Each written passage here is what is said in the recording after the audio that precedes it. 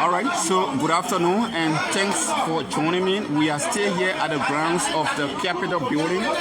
The time check in Liberia is 34 minutes after 2 o'clock p.m. That is my own official time here in Liberia.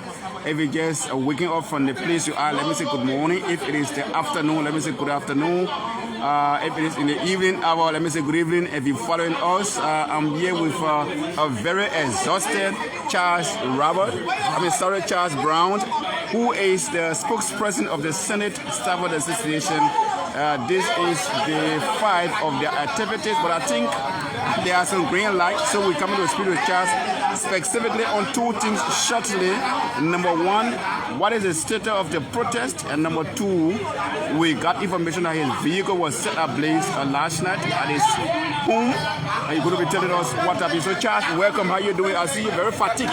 Thank you, Prince. Thank you for affording me the opportunity always to flag the issue of the Liberian people, especially the staff of the Liberian Senate. They want to say thank you for your effort. Yeah, today marks the day 5 of our protest.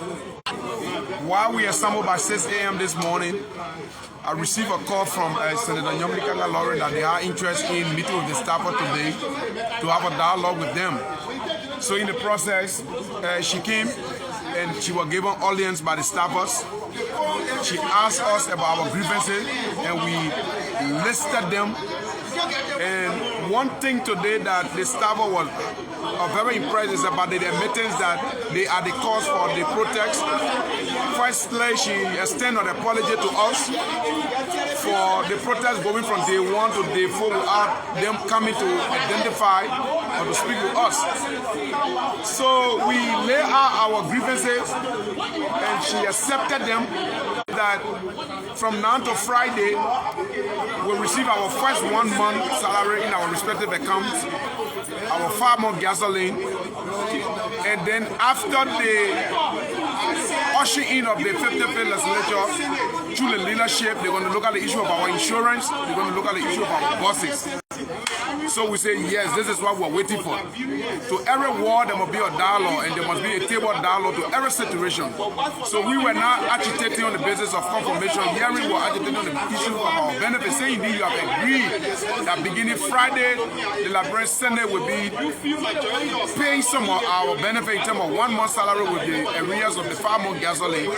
We agreed. And she even mentioned that if they don't pay, Monday, which the protest should continue, but at least we must suspend the protest. So being a participatory leader where the people must participate in the decision making, I reached an issue before the staffers that they've been agitating from the leadership of the Liberian Senate. Saying they can come today through the chairperson of Rules on Administration, she's part of leadership. We agreed to suspend the protest until Friday. So as we speak, the protests are being suspended. But last night, yeah, before you come to last night, but you've been agitating for 2 months along with other benefits, but you just told me that they're going to pay 1 month. So what happens with the other 1 month? She said the 1 month, the remaining 1 month and the insurance we talk about and the issue of the 2 buses will be looked at by the new leadership. But then Monday there will be new leadership in terms of chairman, new Ways and Means. There will be the entire Senate. Yes, we go into structure. First 5-month gasoline and that of the 1 month payment. And after Monday, they will be looking at the remaining demands. Great. So on the basis of that, I think it was fair enough to agree our bosses, the delay of the protest, they took blame. The essence of the protest, they took blame. They said we should forgive them. It was on the basis of the breakdown of information. So we agree and we suspended the protest. You can see the Capitol building clear now. We're waiting on Friday to receive our first month test messages around with our 5-month gasoline. Okay. So the Senate, the staff was accepted, and I finally read our position to them, and they too accepted with small peace price. As you see, the place is open and no more business is ongoing. Great. So we also got this troubling information that your vehicle was set ablaze last night. Yes. At your house. Tell us how it happened. Last night, I didn't know that people were telling me because they have been face-to-face verbal threats over the time, especially for every time Samurai is scared you, Samurai Wolo Koli confirmation is scared you, he comes along with people from the CDC angle to support. The other day, I was being by Senator Sir Joseph, where he brought a CDC COP, asking them to beat on me and drag me on the basis of asking every senator all of the bidding. It was being prevented by the same staffer. So every time when we come to protest, the CDC COP will come in numbers. At the end of the day, they will begin to raise verbal threats. Some of them say they will go after me, some of them mean threatening me. So last night, I left from work, I passed to my some other place. After eating, I decided to go to my house and get clothes for today as per our plan. I parked the car. As soon as I enter in the house, I take off my shirt. I only saw the light. I only saw the car blasting, boom! Like somebody threw petrol bomb. It was true that people went and threw petrol bomb in the vehicle. So everybody from the neighbors, the Rhine, came around. At the time I came out, my neighbors' children were already chasing the two motorbikes. I came and set my car ablaze, thinking that I was in the car. Did they come on motorbike? Yeah, they came with two Apache motorbikes last night. There were 4 individuals. People saw them? Yeah, people saw them. Luckily, Kevin was going home. Who Kevin? Kevin Demme from Browne FM, the station manager. So he immediately stopped and went through the situation. The vehicle burned to ashes. The burnt vehicle is sitting before my house. This morning, Kevin fled the issues, and the two motorbikes passed by him. And at a certain level, when we're chasing off the lights, and so you're not able to identify anyone? We're not able to identify them. Who do you think is behind it? For me, I would blame the issue of the confirmation of Samurai Wolo Koli. Those that came to support the issue of the confirmation have taken us now that we were the one that prevented the issue of the confirmation. So they've been telling me until why only Samurai? There are 2 nominees. Why only Samurai? But since Musa Din issue went to court, Musa Din are not being scheduled for confirmation yet because they are waiting for the ruling of the court. But all along, people think that our protestation locally confirmation hearing, which is not true. But our veteran marks from activation, I accept it.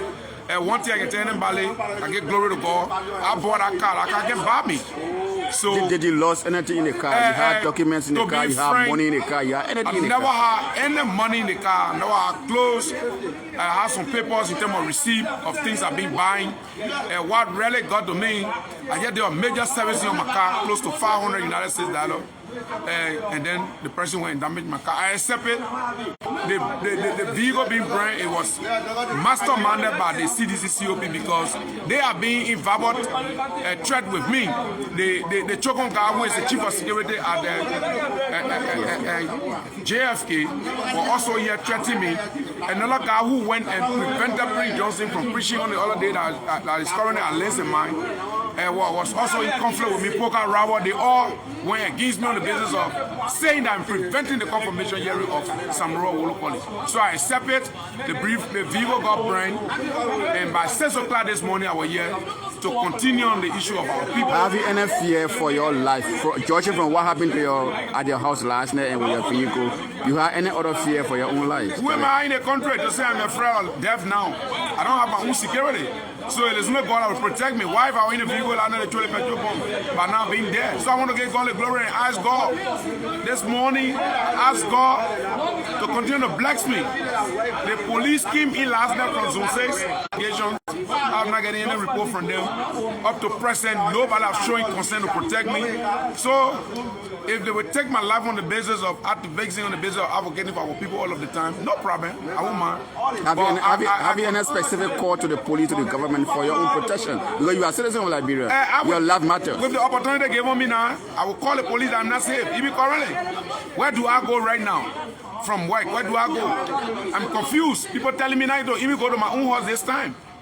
So I'm calling the Browne police to see how they can provide security for me. But because if people could throw petrol bomb in my vehicle and burn it down, a car that I put money together over what type of car are we talking about? Talking about a Toyota RAV4, a brand new Toyota RAV4 that was Minister Samurai Wolo Koli confirmation hearing. Finally, as I close, even though you are suspending your own protest on the side of the Senate, but your colleagues at the House of Representatives have embarked on what you've been calling them to join you. What do you make of that? How do you look at that? Do you think I see their action as being belated. they are your colleagues? Though? And besides that, I'm not in sympathy with them because we've been telling them when it comes to the issue of why should the lower house staff wait as per the negotiation with the Liberian Senate to go and sell a roadblock. It is belated. I can assure you that nothing will come out of it. Since 2 o'clock, the 54 legislature have been dissolved. The president of the Liberian Senate had their official turning over ceremony to the vice president, the outgoing vice president had their official turn over to the incoming vice president and bereaved. But what I can say, I'm in sympathy with them, but their actions right now is belated. We are far ahead of them. What I can say, good news to them. By Friday, we'll be getting those benefits of being agitated for. Thank you so much. Thank you for speaking to me. Thank All right, folks. Thank you. My name is Spring.